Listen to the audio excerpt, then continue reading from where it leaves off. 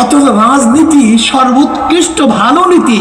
এখন রাজনীতি কারা কারা? চোরেরা, ডাকাতেরা, খুনিরা, ধর্ষকরা, জালেমরা। না, এই কাজ তোদের না, এই কাজ আদর্শ বা নীতিমানদের কাজ। বলতে পারেন হুজুর তাহলে আমরা এত পিছনে কেন? দেখেন, যদি কৃষক জমির মধ্যে না যায় সেখানে জঙ্গল হবে? কথা বলে না।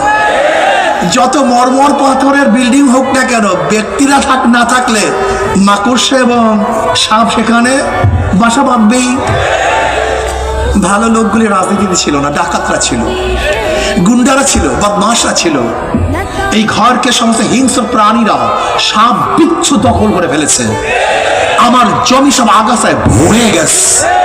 এখন কৃষককে জমিতে যেতে হবে, ঘরের মালিককে ঘরে ঢুকতে হবে। যদি ঘরের মালিক ঘরে ঢুকে, মানুষ আর সাপ বিচ্ছু এক জায়গায় থাকতে পারে না। ভালো মানুষ এবং চোর ডাকাত এক জায়গায় থাকতে পারে না। ভালো মানুষ আসবে, ডাকাতরা পালাতে বাধ্য হবে। ভালো মানুষ আসবে না, ডাকাতরা সেখানে থাকবেই, অভয়ারণ্য গ্রহণ করবে, ফিরাতেও পারবেন না। এর জন্য দরকারটা কি দেখবেন, এক সময় কথা ছিল, হুজুর আপনারা এখানে আসছেন কেন? এত ভালো মানুষ এখানে আসে, এরকম কথা ছিল কি ছিল না? এই কাজটা সবচেয়ে ভালো কাজ, সবচেয়ে উত্তম কাজ। আচ্ছা বলেন তো, নবী আলাইহিস সালাতু ওয়াস সালাম